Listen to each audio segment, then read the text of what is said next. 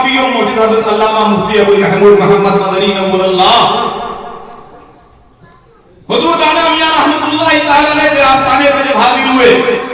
واقعہ سماعت کریں، دیکھیں بزرگان دین کی کشش کیا ہے، بزرگان دین کے فیض سے فیض یاب، اس لیے یہ محفل خان کا ہی محفل ہے۔ جب ہمارے والد گرامی ابی و مرشد حضرت علامہ مفتی ابو محمود محمد مدنی نور اللہ جن کو پیر و مرشد حضور سند الاولیاء محبوب مصطفیٰ مخدوم المشائخ حضرت خواجہ الحاج محمد فضل شاہ رحمت و رضوان ہیں، دادا میاں کے عرف پاک میں والد گرامی حاضری کی سعادتیں حاصل کر رہے ہیں۔ دادا میاں کے عرف پاک میں دالان شاہ رضا میں حضور سند الاولیاء علیہ رحمت و رضوان نے میرے والد گرامی سے فرمایا، مولانا دادا میاں رحمت اللہ تعالی علیہ کی سمان حیات میں ایک کتاب لکھو، ایک کتاب دادا میاں کی سمان حیات میں کتاب لکھو۔ اب آؤ دیکھو کیا بزرگان دین کی شان کیا ہے۔ پیر و مرشد کا حکم ہے، پیر و مرشد نے حکم دیا ہے مولانا مدنی دادا میاں کی سوانح حیات پہ ایک کتاب لکھو۔ والد گرامی نے کہا حضور ٹھیک ہے، آپ راضی ہو گئے، مگر کتاب لکھنے کے لیے ضروری ہے کہ ایک کتاب لکھنا ہو تو 50 کتاب ساتھ میں ہونی چاہیے، اس میں کا حوالہ لیا جاتا ہے، اس میں کا حوالہ لیا جاتا ہے، کتاب نہیں لکھی جاتی ہے۔ کتاب لکھنے کے لیے سامنے کئی کتاب، ایک دو کتابیں نہیں، نہ جانے کتنی کتابوں کی ضرورت پڑتی ہے، تب جا کر کے ایک کتاب لکھی جاتی ہے۔ حضور سند الاولیاء علیہ رحمت و رضوان نے کہا نہیں مولانا مدنی ابھی لکھو۔ یہ بھی کوئی بات ہوئی، پیر کہتا ہے، مرید نے کہا جی حضور، فوراً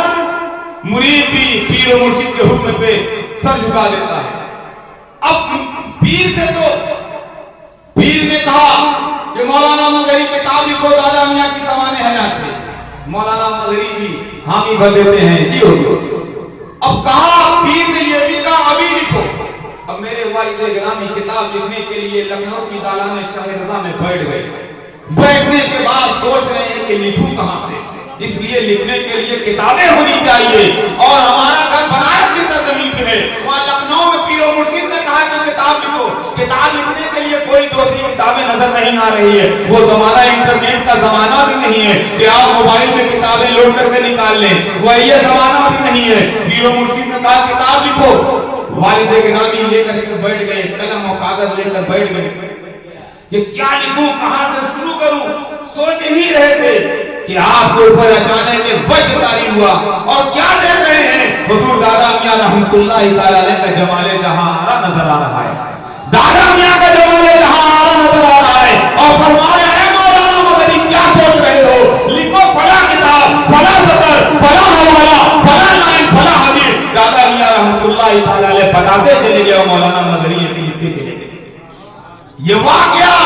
ذرا سوچیں، والد گرامی جب سوچ رہے کتاب کہاں سے لکھیں، وجہ طاری ہوا، اسی حالت میں دادا میاں رحمت اللہ تعالی علیہ کا جمال جہاں آرا نظر آیا، اور کہتے ہیں مولانا مدنی کیا سوچ رہے ہو، لکھتے کیوں نہیں، فلاں کتاب، فلاں حوالہ، فلاں سطر۔ اور والد گرامی کو جو حوالہ دادا میاں رحمت اللہ تعالی علیہ بتاتے چلے گئے، آپ اسے نوٹ کرتے چلے گئے، لکھتے چلے گئے، لکھ دیا۔ جب گھر واپس آئے، جب اصل کتاب سے جب ملایا، توجہ دیجیے گا، جب اصل کتاب سے ملایا، جہاں بخاری شریف میں جس حدیث کو دادا میاں نے بتایا ہے، جس صفحہ پہ وہیں پہ وہ لکھتی ہے، جس کتاب کا حوالہ دادا میاں نے عالم تصور میں دیا تھا، وہی حوالہ اسی کتاب میں اسی سطر پہ مل رہا ہے، اسی سطر اسی حوالہ۔ یہ دادا میاں رحمت اللہ تعالی علیہ کی شان ہے۔ اولیاء اللہ نگاہوں سے پلا دیا کرتے ہیں، اسی لیے تو